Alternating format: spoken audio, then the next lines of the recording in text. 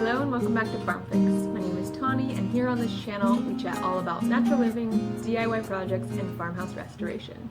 Here on the farm today we are going to be chatting about sourdough bread. Now, I have been on a gluten-free diet since 2013. Around 2012 I found out I was having some gut issues and I was having a really hard time digesting a lot of foods, and so I backed off and had a really restrictive diet and kind of did a couple of things at that time, like going on a warm liquids fast and making sure I was consuming enough oils for my gut, and just kind of started this journey of doing some gut healing. And recently, because I've still had to avoid gluten since 2013 in order to have a healthy gut, or a happy gut at least, I decided that recently I really want to work towards healing my gut even more so that it can process other foods. So I've been on this journey to find out if there are other alternative breads that I can consume, and I found out that sourdough is a lot easier for some people, not all, but for some, with gluten intolerances. Now, this is different from celiac. If you have celiac, please talk to your doctor, and they're probably going to say avoid gluten even in sourdough form. However, for those who just have a gluten sensitivity, using sourdough bread through the proper fermentation process, you might be able to find that you can handle it. So I recently have been eating sourdough. These are some English muffins that I recently whipped up, and my gut has been doing fine with them. I've been eating sourdough pizza and have just been really enjoying creating my own sourdough food here from scratch at home.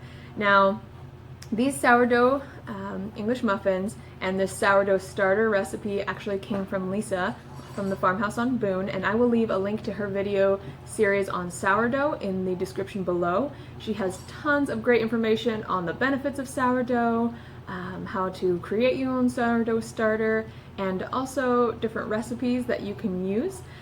She's got a whole blog on it as well, and just lots of super valuable information. So I'll leave that in the description below if you want to access that as well.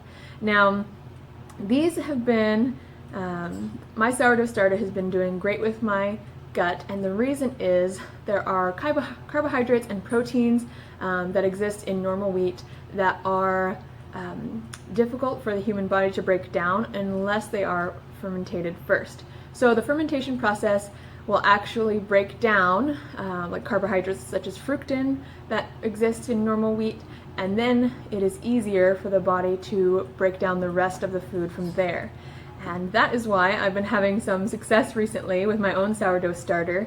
Now, a couple of tips for you is I have actually found that because sourdough recipes and sourdough starter, it's not really like an exact science. There's kind of like a range in which you can play with.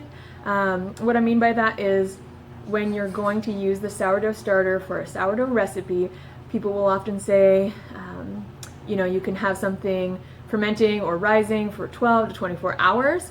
I would recommend being closer, if you have a gluten intolerance, to the 24-hour period. Now, I have cooked these 12 hours about after I started after I added the ingredients to the recipe and started letting the starter ferment the rest of the flour, because I did just add my whole wheat organic stone ground flour from Bob's Red Mill. I added that starter to some of the same flour, some of the same dry flour, and I let it sit for about 12 hours, and my gut's doing great. It's fine. I can tell it doesn't feel like 100% normal. However, there's no pain really. And so, whereas I found the other day when I was making some pizza and fermenting other foods, that when I left it for 24 hours, there was nothing. I felt nothing except for great. And that was wonderful news.